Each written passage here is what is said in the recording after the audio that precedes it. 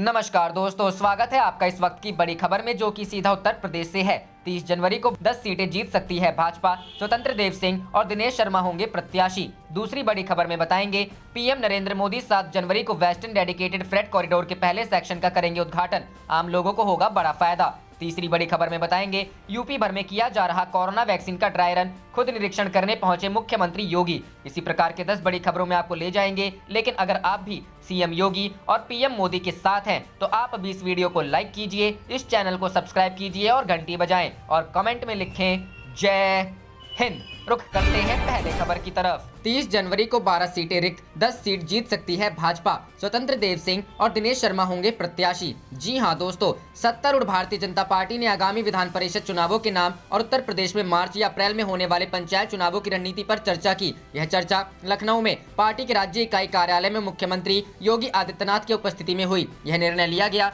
कि पार्टी 7 और 17 जनवरी के बीच पंचायत चुनावों के लिए रोड मैप तैयार करेगी, जब सभी शीर्ष नेता राज्य भर में विभिन्न स्थानों का दौरा करेंगे। इन यात्राओं के माध्यम से भाजपा नेतृत्व कैडरों को ग्रामीण चुनावों के लिए प्रेरित करेगा। लगभग 2 घंटे की बैठक में पार्टी के वरिष्ठ नेताओं के साथ साथ मुख्यमंत्री और राष्ट्रीय महासचिव और कार्यालय प्रभारी अरुण सिंह ने पार्टी के राज्य प्रमुख स्वतंत्र देव को भाजपा के केंद्रीय में मंजूरी के लिए नामों का पैनल भेजने के लिए अधिकृत किया है। बीजेपी के एक वरिष्ठ नेता ने कहा कि रुको और देखो, जल्द ही सब कुछ आपके सामने होगा, जब उम्मीदवार की सूची में कुछ आश्चर्य होगा। पार्टी प्रदेश अध्यक्ष स्वतंत्र देव सिंह की अध्यक्षता में प्रदेश कार्यालय पर संपन्न हुई बैठक में पार्टी के राष्ट्रीय उपाध्यक्ष व प्रदेश प्रभारी राधा मोहन सिंह, मुख्यमंत्री योगी आदित्यनाथ, राष्ट्रीय महामंत्री अरुण सिंह, उप मुख्यमंत्री केशव प्रसाद मौर्य व डॉक्टर दिनेश शर्मा, प्रदेश मंत्री, प्रदेश महामंत्री सुनील बंसल, कृषि मंत्री सूर्य प्रताप शाही, प्रदेश उपाध्यक्ष कांता करदम और राज्य मंत्री नीलिमा कटियार उपस्थित रहीं। अभी तक इस चुनाव का कार्यक्रम घोषित नहीं हुआ है। उत्तर प्रदेश विधान परिषद के 12 सदस्यों का कार्यकाल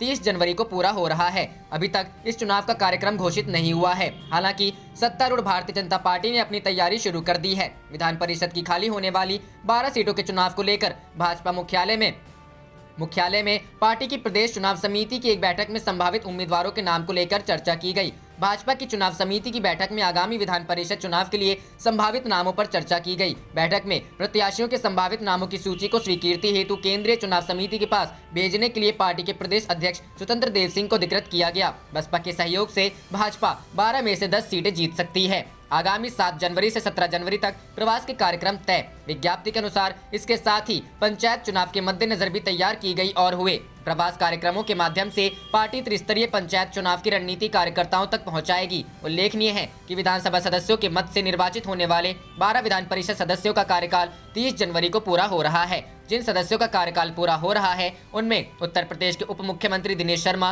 विधान परिषद के सभापति रमेश यादव और भारतीय जनता पार्टी के प्रदेश अध्यक्ष स्वतंत्र देव सिंह प्रमुख हैं। विशेषज्ञों के अनुसार विधानसभा सदस्यों के संख्या बल के आधार पर भाजपा 9 से 10 सीटें जीत सकती है। चुनाव कार्यक्रम के संदर्भ में जब प्रदेश के मुख्य निर्वाचन अधिकारी अजय कुमार शुक्ल से बातचीत की गई तो उन्होंने कहा कि अभी तक निर्वाचन आयोग से चुनाव को लेकर कोई निर्देश प्राप्त नहीं हुए हैं। रुख करते हैं अगली खबर की तरफ। पीएम नरेंद्र मोदी 7 जनवरी को वेस्टर्न डेडिकेटेड फ्रेट कॉरिडोर के पहले सेक्शन का करेंगे उद्घाटन। आम लोगों को होगा बड़ा फायदा। जी हां दोस्तों, प्रधानमंत्री नरेंद्र मोदी 351 किलोमीटर लंबी ईस्टर्न डेडिकेटेड फ्रेट कॉरिडोर का न्यू खुर्जा से न्यू भाऊपुर सेक्शन राष्ट्र को समर्पित करने के बाद अब 7 जनवरी को वेस्टर्न डेडिकेटेड फ्रेट कॉरिडोर के पहले सेक्शन न्यू रेवाड़ी से न्यू मदार का उद्घाटन करने जा रहे हैं। पीएम मोदी 306 किलोमीटर लंबे इस सेक्शन को 7 जनवरी की सुबह 11 बजे वीडियो कॉन्फ्रेंसिंग के जरिए देश को समर्पित करेंगे। इसके अलावा वह 1.5 किलोमीटर लंबी दुनिया की पहली double stack long haul container train को भी हरी झंडी दिखाकर रवाना करेंगे। यह ट्रेन इलेक्ट्रिक ट्रैक्शन पर न्यू अटेली से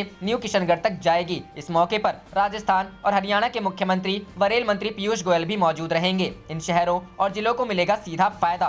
वेस्टर्न डेडिकेटेड फ्रेट कॉरिडोर के इस पहले सेक्शन के शुरू होने से हरियाणा और राजस्थान को सीधा फायदा मिलेगा। हरियाणा के महेंद्रगढ़ व रेवाड़ी जिले में इस सेक्शन की लंबाई करीब 79 किलोमीटर है, जबकि राजस्थान की जयपुर, अजमेर, सीकर, नागौर व अलवर जिले में करीब 227 किलोमीटर क्षेत्र को कवर करेगा। इस सेक्शन में कुल 9 नए स्टेशन बनाए गए हैं। इनमें से 6 स्टेशन पर new Dabla, new Bhagega, new Sri Madhopur, new Pachar, Malikpur, new सकुन और न्यू किशनगढ़ क्रॉसिंग स्टेशन होंगे। वहीं न्यू रेवाड़ी, न्यू अतेली और न्यू फुलेरा जंक्शन स्टेशन होंगे। वेस्टर्न डेडिकेटेड फ्रेट कॉरिडोर के पहले सेक्शन के शुरू होने से न सिर्फ उद्योगों को लाभ मिलेगा, बल्कि किसानों की फसलों को भी सस्ती ढुलाई में तेजी से बाजारों तक पहुंचाया जा सकेगा। इससे राजस्थान और हरियाणा के औद्योगिक क्षेत्र रेवाड़ी, मानेसर, नरनौल, फुलेरा और किशनगढ़ को नए पंख मिलेंगे। कठुआ पर कॉनकोर का कंटेनर डिपो का भी इस्तेमाल किया जा सकेगा। यही नहीं, इस सेक्शन के शुरू होने से गुजरात के कांडला, पिपाव, मुद्रा और दहेज जैसे पश्चिमी बंदरगाहों से सामानों की आवाजाही ज्यादा सुरक्षित व तेजी से हो पाएगी।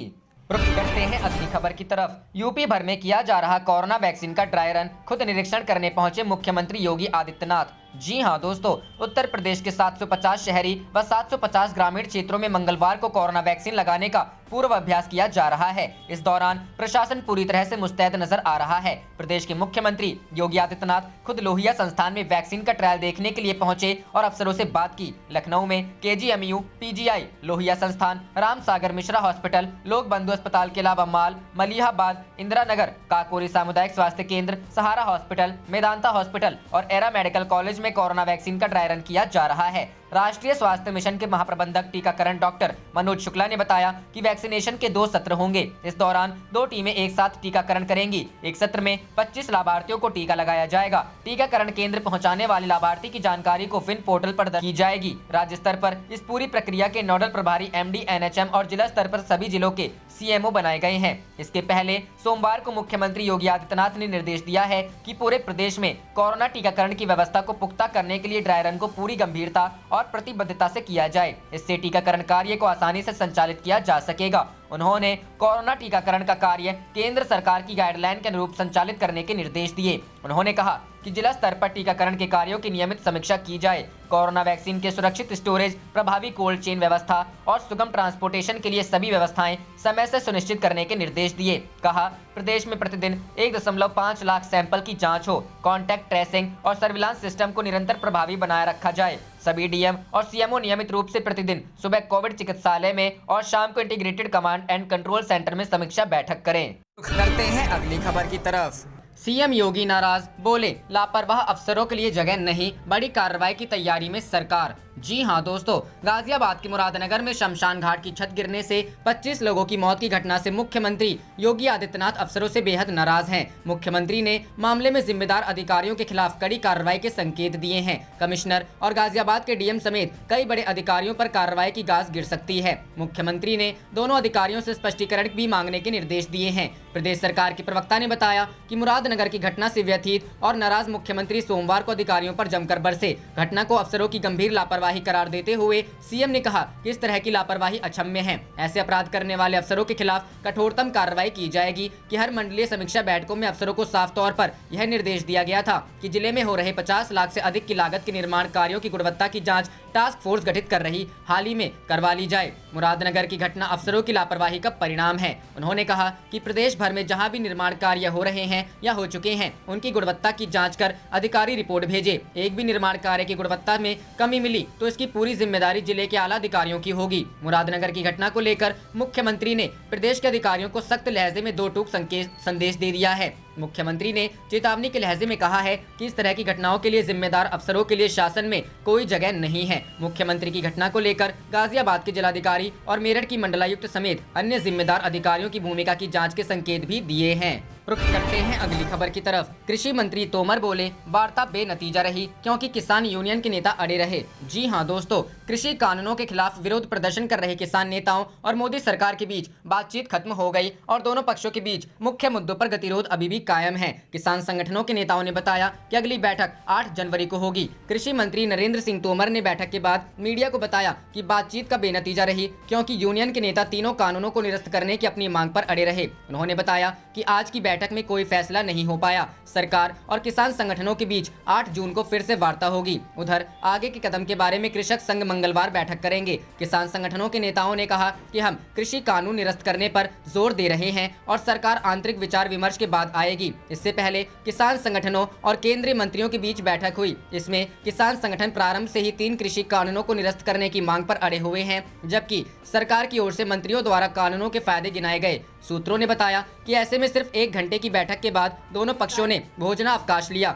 इस दौरान तीनों केंद्रीय मंत्रियों ने आगे का रास्ता निकालने के लिए चर्चा की, जबकि किसान संगठन के नेताओं ने लंगर के माध्यम से आया भोजन ग्रहण किया। हालांकि 30 दिसंबर की तरह आज केंद्रीय नेता लंगर के भोजन में शामिल नहीं हुए और भोजन अवकाश के दौरान अलग से चर्चा करते रहे। भोजन अवकाश 1 घंटे से अधिक समय तक चला और गतिरोध समाप्त होने के कई संकेत नहीं मिले, क्योंकि सरकार कानूनों को निरस्त नहीं करने के अपने रुख पर कायम है। पहले घंटे की बातचीत के दौरान सिर्फ तीनों कृषि कानूनों को लेकर चर्चा हुई और अनाज खरीद से जुड़ी न्यूनतम समर्थन मूल्य की प्रणाली को कानून गारंटी देने की महत्वपूर्ण मांग पर चर्चा नहीं हुई।